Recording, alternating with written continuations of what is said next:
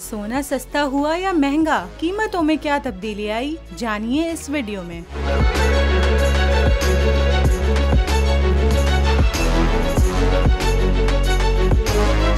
मुल्क में सोने की फी तोला कीमत में बड़ा इजाफा हो गया। सोने की फी तोला कीमत 1200 रुपए बढ़ गई। All Pakistan jewellers manufacturers association की जानिब से जारी करदा आदाद-ओ-शुमार के मुताबिक सोने की कीमत 1200 रुपए इजाफे से 2,46,800 रुपए हो गई है, जबकि 10 ग्राम सोने की कीमत में 1029 रुपए का इजाफा देखने में आया। सराफा मार्केट में 1029 रुपए इजाफे से सोने की 10 ग्राम कीमत 2,11,551 रुपए हो गई है। बैनुल अक़वामी मार्केट में फी ऑन्स सोने की कीमत $10 इजाफे के साथ $2,382 की सतह पर आ गई।